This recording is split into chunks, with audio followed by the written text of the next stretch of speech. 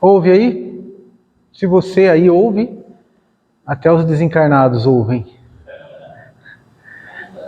Ainda não. Pessoal, boa noite, obrigado pela oportunidade. Sempre bom poder pagar um boleto, né? Estamos pagando. Bônus hora. Quando eu vi a data, que a gente vai marcando palestra, né? A agenda vai. Pessoa, você pode estar o dia, olha na agenda, tá vazia, a gente coloca. Porque se ficar prestando muita atenção, nunca pode. Nunca pode. Sempre tem alguma coisa. Então você olha a agenda, tem alguma coisa a fazer? Não. Já coloca. Ó, nesse dia eu não posso, mas eu posso tal dia. E assim, nunca você fala não.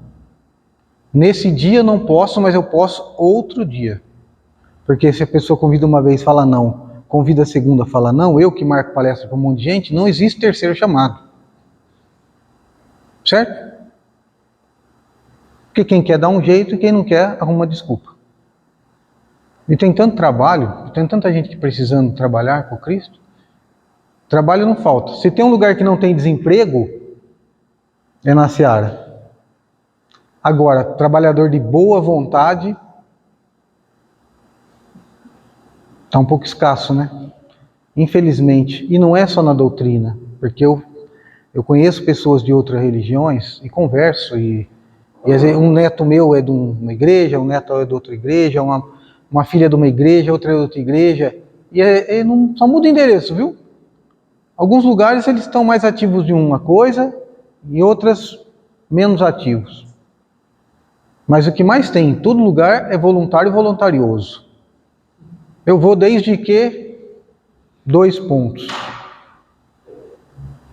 Você vai servir o Cristo, não existe desde que 2 pontos. O máximo é, hoje não dá, essa data não dá, mas eu posso tal dia. E aí eu fui anotando. Daí a semana passada, que a gente faz a agenda da semana, eu vi lá 13 de maio. Ué, já veio o que na cabeça? Escravidão. Lei Áurea, não tem como. Que já foi, parece que já foi feriado uma época, depois deixou de ser, alguma coisa assim. Lei Áurea. E aí eu falei, vou lá falar de história. Não. Vou falar de histórias. Então eu coloquei escravidões. E aí a gente vai tentar entender um pouco disso. Um pouco disso. E aí quando você fala escravidão, você pensa assim, escravidão são os negros no Brasil. Não. A escravidão sempre existiu.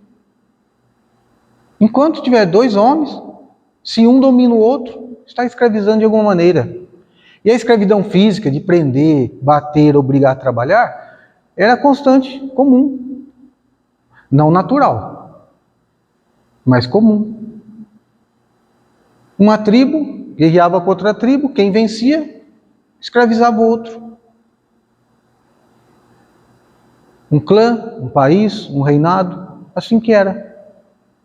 José do Egito foi vendido como escravo pelos próprios irmãos. Na época do Cristo, romanos tinham escravos que nem água. Então sempre foi assim. Detalhe, não é porque ele é branco, não é porque ele é alto, não é porque ele tem o olho puxado, que ele é escravo. Não tinha a ver com, é porque tem essas características. Tem a ver com, guerreou, perdeu, está sendo escravizado. Na África, os africanos escravizavam outros africanos. Por quê? Porque era de outra tribo, de outro clã. Era diferente. E se você é diferente e eu te domino, você era escravizado. Você era escravizado. Aí a gente fala assim, tudo bem. E por que isso? Porque o ser humano ainda tem a necessidade de demonstrar poder para com o mais fraco. Quanto mais baixa a autoestima dele, mais necessidade de se afirmar ele tem. Quanto mais covarde, mais agressivo. Quanto mais barulhento, mais ignorante. É sempre oposto. É uma projeção. O outro é o meu reflexo. Eu olho no espelho, aquilo que eu estou vendo sou eu. As minhas atitudes é o meu reflexo na sociedade. Então, se você quer saber quem é a pessoa, presta atenção em como ela age, como ela faz, não o que ela fala. Porque falar é fácil, né? Presta atenção no que ela fala também, mas depois tenta ver se o que ela fala condiz com o que ela faz. Porque não consegue segurar a máscara social, a hipocrisia, a mentira há muito tempo. Então o tempo está sempre a favor da pessoa que fala a verdade. E o tempo destrói tudo que ele não ajudou a construir. De vez em quando chega o salvador da pátria, do nada. Não tem um passado. A casa cai. Agora, tem pessoas que quando chegam, não precisa currículo. A história precede. Imagina assim, hoje nós vamos receber a palestra do Chico Xavier, se ele tivesse encarnado. Precisa falar o currículo do homem? A gente já sabe. A gente já sabe. Então a história precede a pessoa. Porque ele fala aquilo que ele já fez, está fazendo. E até então continuará fazendo. Daí a importância de Jesus ter falado, seja o seu falar sim ou não. Seja o seu fazer sim ou não. Posicione-se. Porque os mornos serão vomitados pela boca. Não dá para agradar todo mundo o tempo todo. Temos que tomar uma posição. Ou não. E se eu não quiser tomar uma posição? Quem fica em cima do muro leva a pedrada dos dois lados. Não é? Pelo menos se você está de um lado, você sabe de onde vem a cacetada, né? Mas se você estiver em cima do muro, é pedrada dos dois lados. Aí a gente pensa assim, tá, então por que, se a escravidão sempre existiu, no Brasil foram os negros? Já pararam para pensar a respeito disso? Porque não só no Brasil, nos Estados Unidos, os países católicos que escravizaram os negros. Por que os negros? Porque sempre foi o adversário, o derrotado, o diferente. Eslavos, escravos, eram brancos, loiros, de olhos azuis, que foram derrotados e viraram escravos. Mas nos países, nas nações católicas, os negros. Nasceu negro, é escravo. Essas informações peguei de um livro chamado Escravidão, uma trilogia de 600 páginas, de um escritor chamado Laurentino Gomes. E os 3 livros foram prêmio Jabuti. Cada livro ele cita 200 livros que ele estudou para fazer cada um. Então, recomendo, a título de curiosidade. O capítulo 1 vai do primeiro leilão de escravos até a morte de Zumbi. E aí os outros títulos. E aí, vou ler um pedacinho, para a gente começar a entender. A mais antiga e recorrente justificativa teológica para a escravização dos negros africanos é chamada maldição de Cã. Já ouviu falar da maldição de Cã? Depois você pesquisa. Baseada em um trecho da Bíblia, segundo o capítulo 9 do livro A Gênesis, presta atenção na história.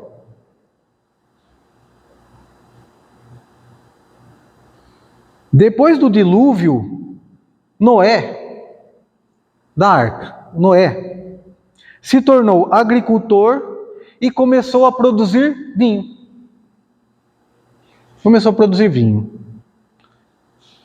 Certo dia, embriagou-se e dormiu sem roupa dentro da tenda em que morava.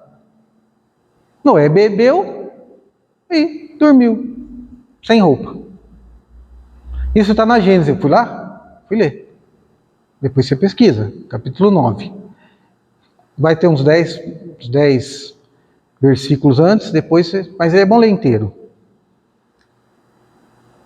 Cã, seu filho mais novo, viu a nudez do pai e, em vez de cobri-la com o manto, correu para contar aos 2 irmãos a respeito da situação vexatória em que o pai se encontrava.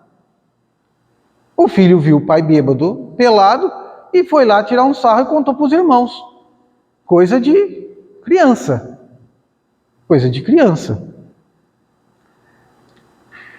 Ao acordar e ouvir a história, Noé, da arca, o escolhido, lançou uma maldição contra a descendência de Cã, citando especificamente seu neto, Canaã, o filho do Cã, o filho do seu filho. Maldito seja Canaã, que se torne o último dos escravos de seus irmãos. Segundo a tradição, os descendentes de Canaã teriam ido para a África, onde se tornariam escravos, a coisa pouca, até o fim dos tempos. Né? Coisa pouca, até o fim dos tempos. Durante os 3 séculos e meio de escravidão da América, inúmeros teólogos, pregadores e chefes da igreja usaram a maldição de Cã para defender o cativeiro africano, o cativeiro dos africanos. Odinei, então você veio aqui falar mal dos católicos. Não, deixa eu explicar uma coisa para vocês. Nós somos espíritas. E nós acreditamos na reencarnação. Então, com certeza, naquela época, nós éramos eles. Ou algum deles. Entendeu? Você pega um Tony Ramos da vida, aí você vê aquele homem falando, é uma coisa. Aí você vê ele interpretando o Coronel Boanerges, é outra coisa. Depois você vê ele interpretando um homem sério, é outra coisa. É o mesmo ator, mas em peças diferentes. Você não acredita que aquele ser humano consegue interpretar tanta coisa oposta uma da outra. E aí, vamos, né? Antônio Fagundes, e aí Fernanda Montenegro. Então, nós estávamos, de alguma forma, ligados a isso. E aí nós tentamos justificar usando isso. Isso explica os nossos erros, os nossos equívocos, mas não justifica. Porque uma coisa é explicar e a outra é justificar. Porque desde sempre usamos algo escrito, contado, visto, acontecido, para justificar os nossos erros.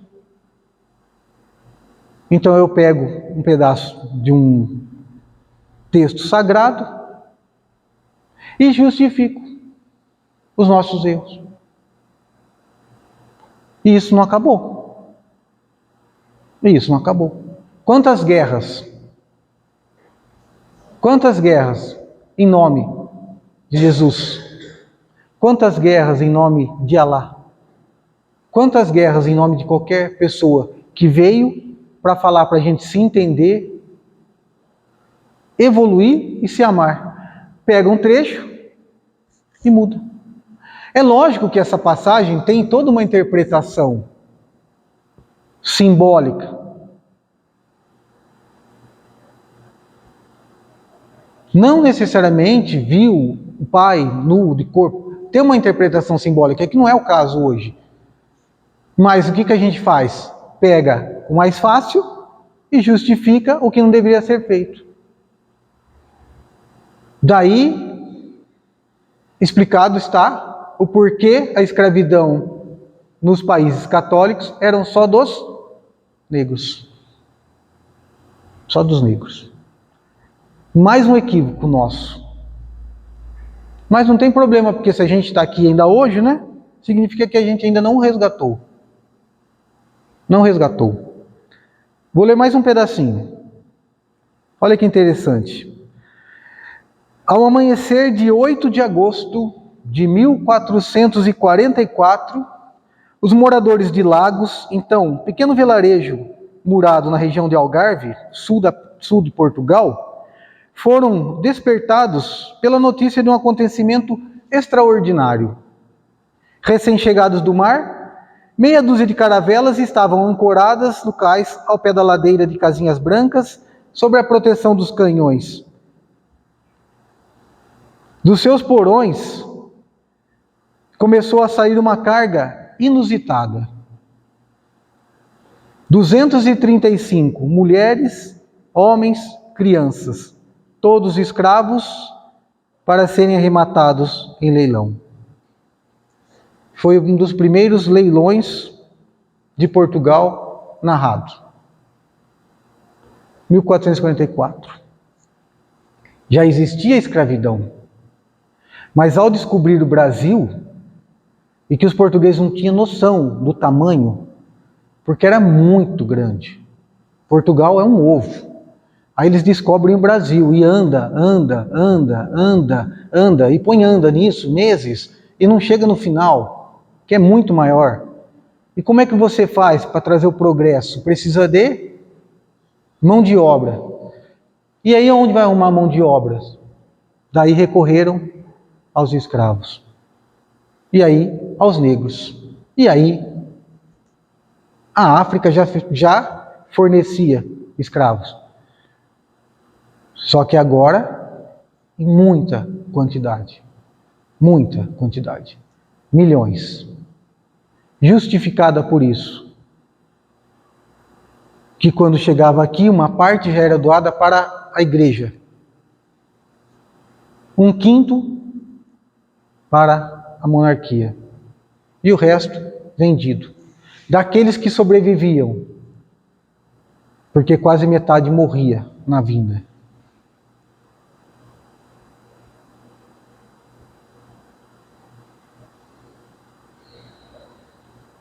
É assim que era. Foi assim que foi. E se formos contar mais coisas, o padrão baixa, porque eu não vou falar de como eles eram tratados. Porque era muito, muito, muito cruel. Já ouviram falar do Charles Darwin? Conhecidão, né? Charles Darwin esteve 2 vezes no Brasil. Na última vez passou por 4 estados. Bahia, acho que Recife, Salvador, Rio de Janeiro. E depois ele foi embora no Beagle, que era o barco. Ele colocou o nome de Beagle. Quem teve Beagle sabe por quê, né? Porque Beagle enfia o nariz em qualquer lugar, né? O Beagle não é um cachorro, o Beagle é um cão, né? Quem teve Beagle sabe o que eu estou falando. Então ele falou, eu preciso de um barco que penetre qualquer canto. Então ele colocou Beagle. Devia ser muito humorado. E aí ele fazia um diário. E depois virou livro. E se vocês pesquisarem no Google Charles Darwin Brasil, ele fez uma carta, um diário, e escreveu assim: hoje estou indo embora do Brasil. E se Deus permitir, nunca mais volto nesse país. Só pôr no Google, tá lá. E depois ele continua: país escravocrata que subjuga e faz de outro ser humano o que quer. E vem detalhando as coisas que viu, que eu também não vou narrar. E é interessante que ele termina a carta escrevendo assim: e o que mais me impressiona de tudo isso é que no domingo eles colocam as melhores roupas, vão à igreja e dizem amar a Deus sobre todas as coisas e ao próximo como a si mesmo. Parece espírito. E ao próximo como a si mesmo. Vou contar um caos. Em Petrópolis, Rio de Janeiro, Petrópolis, cidade de Pedro, tem uma catedral de Pedro de Alcântara. São Pedro de Alcântara. Porque Pedro de Alcântara, São Pedro de Alcântara, é o santo protetor da monarquia brasileira. Então lá tem uma catedral. É linda. Vale a pena. E dentro da catedral temos os corpos, né, o resto dos mortais. Teresa Cristina, Dom Pedro II, Princesa Isabel e Conde D. Tá lá. Muito bonita a igreja, linda, linda. Aí eu fui lá e fiquei olhando. Aí você paga o guia. E o guia de lá domina, hein? O cara estudou muito, ia ser padre, depois percebeu que não ia dar conta, mas continua ligado à igreja, porque ser padre não é fácil, é uma renúncia, né? Não vai poder casar, então ele percebeu que não ia ser um bom padre. E olha que bonito, não serve para mim ser padre, mas está ligado lá ainda. E aí a parte de baixo você vê sem pagar nada, a parte de cima, se você quiser ver, foi feito depois, você paga lá R$15, R$20, gente. E ele vai explicando para você os vitrais, é muito chique, muito chique. Aí eu fui, e ele foi falando. Aí comecei a fazer umas perguntas, né, evangélica, e ele foi respondendo, o cara domina mesmo, o cara, moleque tem uns 34, 35 anos, domina. E foi explicando, e eu falei para ele, a próxima vez eu quero conversar com você para você mostrar todos esses vitrais, porque eu só estava mostrando a parte de cima, tem que aproveitar. Daí eu puxei conversinha com ele assim, e falei assim, a hora que acabou, eu passei, eu conversando com ele, todo mundo foi embora, eu, a Célia e ele. Eu falei assim, e os mosaicos, né? E os mosaicos não, e os quadros em alto relevo? Porque a Paixão de Cristo, eles fizeram em quadros de alto relevo. Então você tem uma pessoa na frente, uma pessoa atrás, é muito lindo. Aí ele falou quem foi a pessoa que fez e tal. Eu falei assim, legal, né? O que eu achei bonito foi o Longinos. Aí ele falou assim, Longinos? É. Sabe quem é, né? Ele falou, claro. Que ficou a lança em Jesus, para que Jesus morresse sem ter nenhum osso quebrado, porque o Messias não poderia ter osso quebrado, né? Ele falou, você viu que interessante que tem no Longinos lá? Tem uma coisa interessante. Ele falou, o quê? Eu falei, vamos ver? E aí ele foi com a gente, aí ele ficou olhando assim, o Longinos, falou assim, ele com a lança e tal, você não está vendo nada diferente? Ele falou, do que você está falando? Que também não é obrigado a saber o que a gente está perguntando. Eu falei, você viu que o Longinos tem um olho aberto e um olho fechado? Ele olhou e falou assim, cara, faz 5 anos que eu estou aqui, eu não tinha percebido isso. Eu falei, mas você sabe por que ele tinha um olho fechado? Ele falou, sei, porque ele tinha um problema de visão, tanto que ele não contava, porque senão ele ia ser expulso do exército. Então, só os amigos sabiam, ele fingia não ter nada. E ele tinha um problema de visão, ele não enxergava praticamente nenhuma das vistas. Só que eu nunca tinha percebido que nesse quadro de alto relevo tinha um. Você já foi ou não foi, ou já volte e olhe. Um fechado e outro aberto. Eu falei, tá simbolizando ele ser cego de um olho. Interessante, não é? Interessante. Eu falei assim, e no último quadro? No último? Tem o Longinos. E falei, aí vamos nós.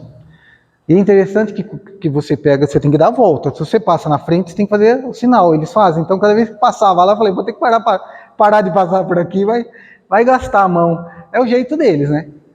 Aí chegou no último, que é a ressurreição. Como era alto relevo, tinha uma mulher na frente. Eu falei assim, cadê o Longinos? O cara ficou olhando. Eu falei assim, olha a lança atrás dessa mulher. Dá um passo para o lado. Você dá um passo para o lado, tem o Longinos atrás da mulher. Eu falei assim, o que você está vendo de diferente? Aí ele sacou. Cara, ele está com os 2 olhos abertos. Porque quando a pessoa é muito inteligente, e o rapaz era inteligente, você não precisa explicar, você só precisa jogar a semente. Aí eu falei, não precisa nem falar, é autoexplicativo, né? Para quem não sabe a história, Longinos percebeu que Jesus era o Messias, como estava na Escritura que ele não teria, o Messias não teria nenhum osso quebrado, que era comum quebrar o joelho para que morresse rápido.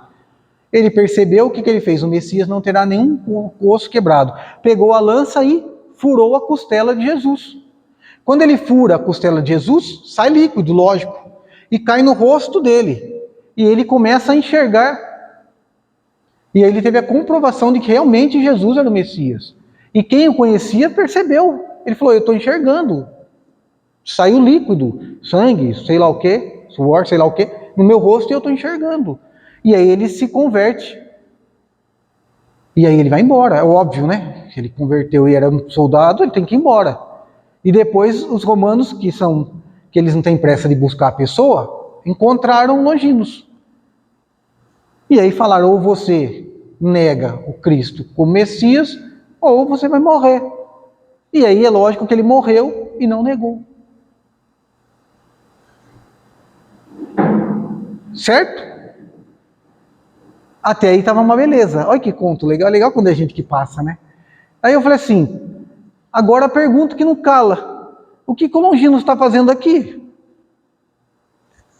Na Catedral de São Pedro, onde está enterrado Dom Pedro.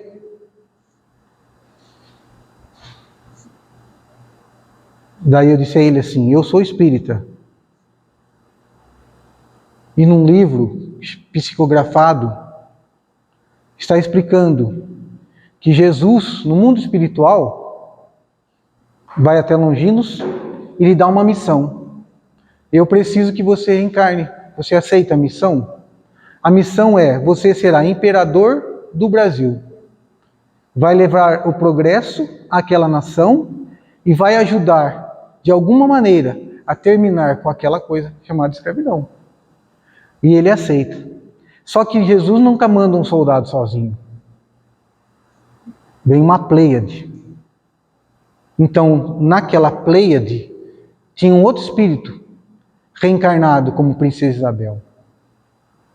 Então, Longinos reencarna Dom Pedro, filho de Dom Pedro, Pedro de Alcântara, em homenagem ao São Pedro de Alcântara, e vira o imperador do Brasil. E o maior progresso que nós tivemos foi na época de Dom Pedro, que quase 96% era analfabeto, e isso caiu para quase... reduziu. Se você pegar os índices, nunca progredimos tanto quanto aquele homem foi, o imperador. Que vinha a pé, que veio até Limeira, veio para Rio Claro, andou muito, de carro, 8 horas. De carro, uma estrada boa. Que eu fiz palestra aqui na terça de carnaval. E fiz palestra lá na quarta de cinza, às 7h30 da noite. Então eu saí daqui 8 da manhã de Rio Claro, de Rio Claro, e cheguei lá 4h30 para palestrar às 7h30. Aí aproveitei e não fui por causa da palestra. Fui passear, e aí aproveitei e liguei para amigos e falei, tô por aqui, se eu servir, eu falo. Aí, como eles gostam do meu sotaque, me deixaram falar. E aí eu aproveitei. Daí, o rapaz disse assim, e quem que era a reencarnação? Princesa Isabel, reencarnação de quem? Aí eu pensei, mas até agora de pouco ia ser padre, né? Porque a curiosidade vem, né? Aí eu disse a ele, olha, tem um livro chamado Brasil, Coração do Mundo, Pátria do Evangelho. Lá tem algumas das respostas, caso queira. Não é para acreditar, é só para ler e investigar. E aí Dom Pedro, por 3 vezes, viajou, e as viagens demoravam quase 1 ano. Isabel ficou como regente. E uma das vezes assinou a lei do ventre livre. Qualquer criança nascida do Brasil, independente da cor, mesmo filho de escravos, não pode ser escravo. E aí, na última que ela ficou, ela assinou a Lei Áurea, 13 de maio de 1888. A escravidão era a última coisa que segurava a monarquia. Porque os fazendeiros, os ricos, e os escravocratas e os traficantes de escravos não gostavam deles. Porque Dom Pedro, Princesa Isabel e a família viviam uma vida simples. Eles eram donos. E eles viviam uma vida simples. E as pessoas tiravam sarro deles porque eles se vestiam não com roupa muito cara, não ostentavam. E o que segurava eles era ainda a escravidão e mais algumas coisas. No dia que a princesa Isabel assinou a Lei Áurea, ali ela sabia, agora já foi. E batata, né? Batata. O Brasil vira república e a família imperial foge. E vai morrer cada um num canto, na França, acho. Em 1971 trouxeram os restos mortais e estão lá.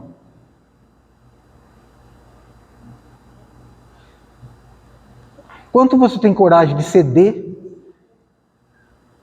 em função de outra pessoa?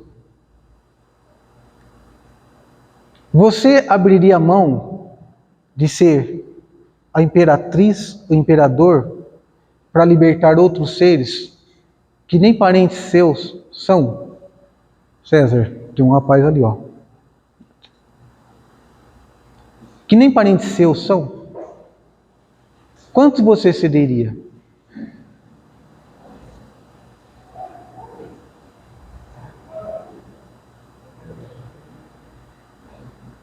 Jesus está no comando. E a pessoa que vem para a missão é uma pessoa que vem para fazer o bem e oportunizar aos outros oportunidades que não tiveram, por várias condições. Por várias condições. Essa é uma pequena parte do que nós fizemos e que ainda fazemos. Ainda fazemos. Ainda temos aquele, esse vale, esse não vale. Esse é meu amigo, esse não é meu amigo. Ainda dividimos as coisas muito fáceis. Hoje, se eu disser que eu sou contra tal coisa, de tal coisa, quem está fazendo é quem está na situação da oposição, automaticamente eu já sou colocado para o outro. Se eu não gosto do branco, é porque eu sou negro. Se eu não gosto do negro, é porque eu sou verde. Se eu não gosto do verde, é porque eu sou azul. Eu posso não gostar dos dois, mas a gente segrega. A gente segrega. Aí quando eu falo escravidões, vamos partir para outra escravidão. Porque essa é histórica, está aí. Mas nós temos uma outra escravidão. E essa parece que não é muito racional. Que é uma auto-escravidão. Eu me escravizo. Eu me coloco numa situação. Eu faço de mim um esboço e sou escravo para manter aquele esboço. Então eu frequento tal tribo. E naquela tribo se usa tal roupa de tal marca. E se tem uma festa, eu tenho que ir condizente com a tribo. E aí eu me escravizo. E aí eu tenho que trabalhar mais do que eu deveria. E aí eu tenho que comprar aquilo que talvez eu nem goste. E aí eu tenho que andar de um jeito que talvez eu nem goste. Porque eu me coloquei nessa condição.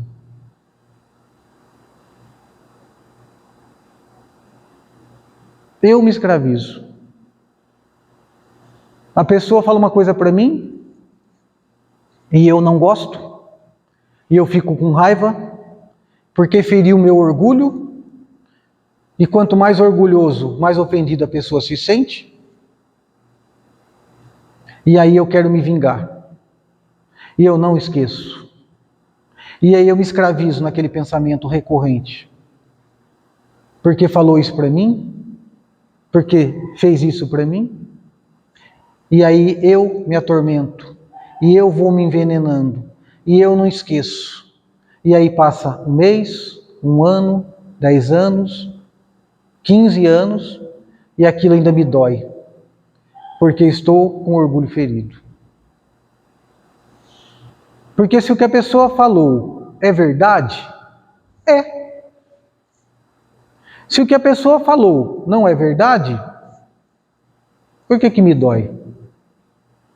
Se o que a pessoa falou me incomoda, quem tem um problema sou eu.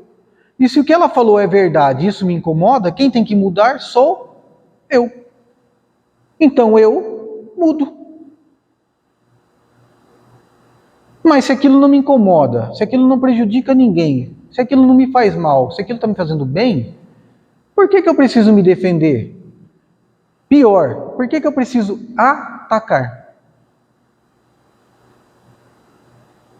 Então o meu inimigo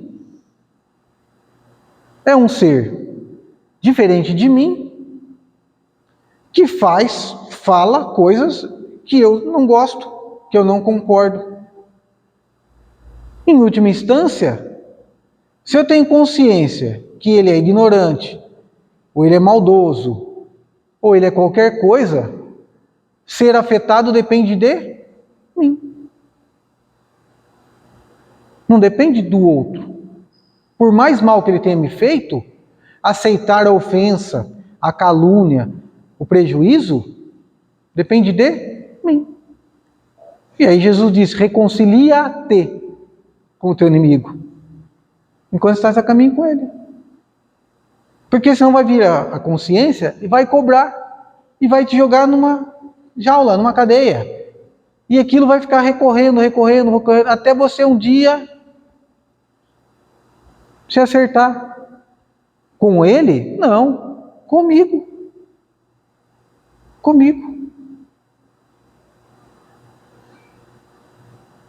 Jesus se sentiu ofendido em algum momento? Não. Por quê? Porque ele não tinha orgulho. E se eu não tenho orgulho, só o orgulhoso se ofende. E não bastasse isso ainda falou assim, Senhor, perdoa, porque eles não sabem o que fazem. São crianças. Então, há 500 anos atrás, nós éramos mais crianças do que nós somos hoje. Há 1000 anos atrás, mais crianças ainda. E na época do Cristo, verdadeira topeira andando nesse mundo, se preocupando apenas com comer, se proteger e reproduzir. E com o tempo, nós vamos tendo experiências, com o tempo nós vamos aprendendo, com o tempo nós vamos melhorando, porque com o tempo nós vamos conhecendo a verdade.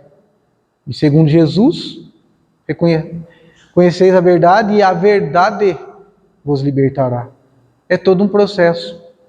E aí uma coisa que pega, e isso eu vejo quase todos os dias, que é uma corrente que da escravidão que nós nos colocamos é a pior.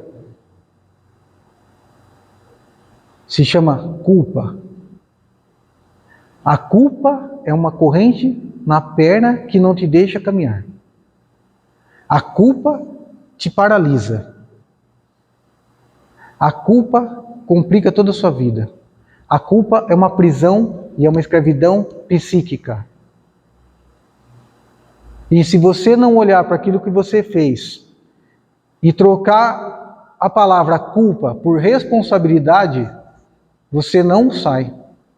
Porque na culpa você chora, você lamenta e você coloca a responsabilidade no outro. Não é? Que nem o Simpson, né? A culpa é minha, eu coloco em quem eu quiser. E a gente é craque em colocar a culpa no outro. Agora, se eu errei, eu olho e assumo a responsabilidade. Quando eu assumo responsabilidade, eu estou assumindo um compromisso de refazer, reparar, resgatar. Por isso que a gente encarna várias vezes. E nisso, a gente ressignifica, dá outro significado para aquilo. Então hoje, eu não vou mais olhar lá para a escravidão e falar assim, a culpa é deles. Não. Era o que a gente sabia fazer. E agora? Agora eu tenho o compromisso de resgatar isso. Então eu vou parar de ver o outro diferente de mim, porque o outro é de tal religião, é de outra classe social, porque fez tal curso, porque tem tanto dinheiro, ou porque é de tal raça, ou é porque é de tal sexo. O que nós temos que aprender para começar a amar é entender que só existe uma raça, que é a humana. E que Jesus nunca conversou com corpos, conversava com espíritos. Alguns encarnados e outros desencarnados, né? Porque Jesus tinha o poder de ver os dois lados ao mesmo tempo. Então ele conversava com espíritos. Aí um espírito que estava encarnado num corpo feminino. Um espírito encarnado num corpo que era doutor da lei. Num espírito encarnado num corpo feminino que estava equivocado, se prostituindo. Então Jesus nunca conversou com uma prostituta. Conversou com um espírito que estava equivocado. Porque era o que tinha para hoje, era o que sabia, o que era opção, ou sei lá o que motivo, porque ele também nunca julgou o porquê.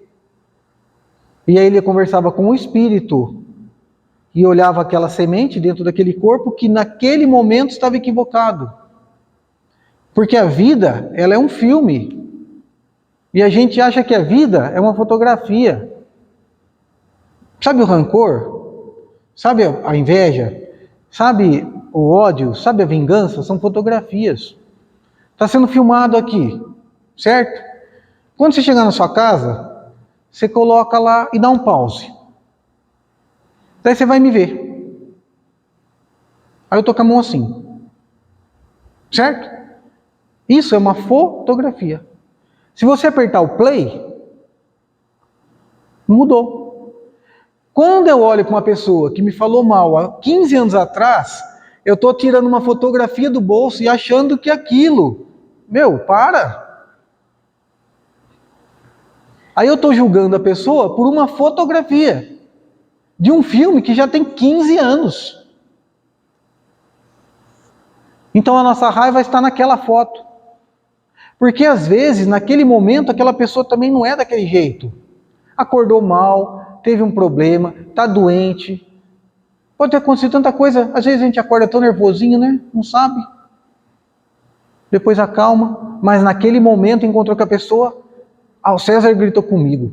Aí eu encontro outra pessoa e falo assim, César grita com todo mundo. Não, ele não grita com todo mundo. Naquela fotografia ele gritou comigo. E aí eu vou lá para saber por quê. No outro dia eu converso com ele. Então pode parar para pensar. Lembra da raiva que a gente teve de alguma coisa que aconteceu? Foi uma fotografia. O carro veio, não respeitou o par e bateu em mim. Lá tem uma contenda que faz 3 anos que está nos tribunais. Uma fotografia.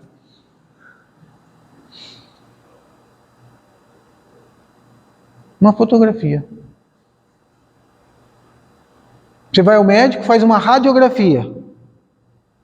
Faz o tratamento, volta, faz outra radiografia. Se o médico ficar só com a primeira, você ia morrer tomando remédio.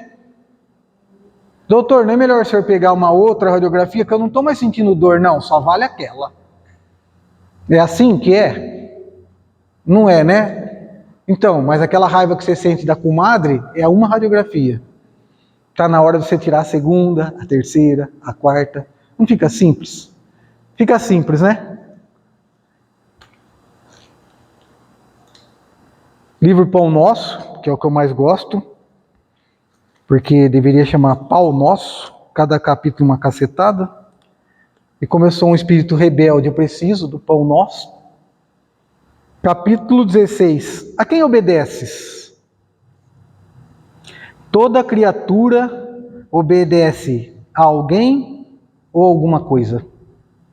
Ninguém permanece sem objetivo. A própria rebeldia está submetida às forças corretoras da vida. O homem obedece a toda hora. Entretanto, se ainda não pôde definir a própria submissão por virtude construtiva, é que não raro atende, antes de tudo, os impulsos baixos de natureza, resistindo ao serviço de autoelevação.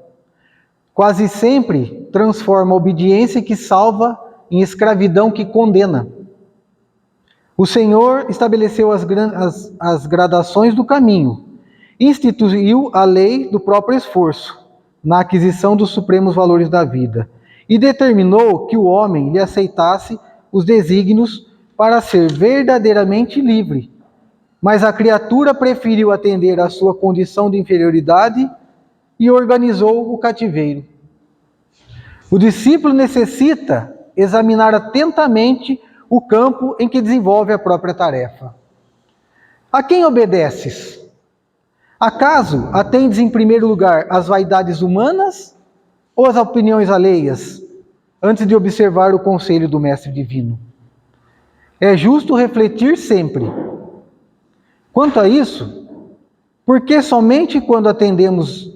É justo refletir sempre quanto a isso, porque somente quando atendemos em tudo aos ensinamentos do Jesus é que podemos quebrar a escravidão do mundo em favor da libertação eterna. Então a escravidão só mudou de cor. E hoje nós somos os senhores e somos escravos. Eu não tenho um carro, o carro é que me tem. E se alguém vier me roubar, eu morro, mas não entrego. Porque se eu tivesse um carro, eu entregava. Eu não tenho um celular, é o celular que me tem. Porque se eu tivesse um celular, eu entregava, mas eu não tenho, ele me tem. Então eu seguro e morro. E eu não tenho um filho, ele me tem. E porque ele me tem, eu não quero ser não amado, eu não quero ser odiado. Então eu faço tudo para agradar. E eu não falo não, eu não ponho limites, porque a minha preocupação é que ele me ame. E não é assim que funciona.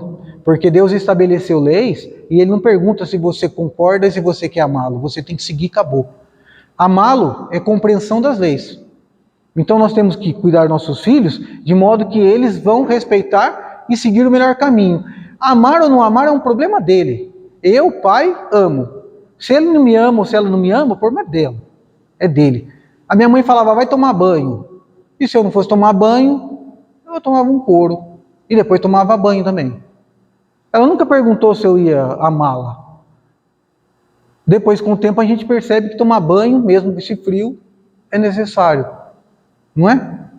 É necessário. Hoje você não apanha mais a mãe. Mas você entendeu.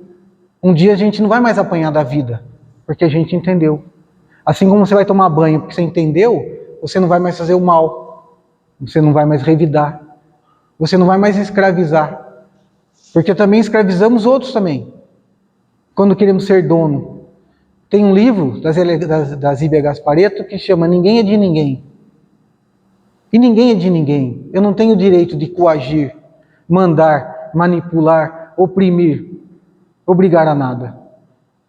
Isso é escravidão psíquica. Então, estude, conheça a verdade. E a verdade nos libertará. Nos libertará. E quando você for dormir, Senhor, desculpa, do quê? De 1444, 1500, 1700. Obrigado, pessoal.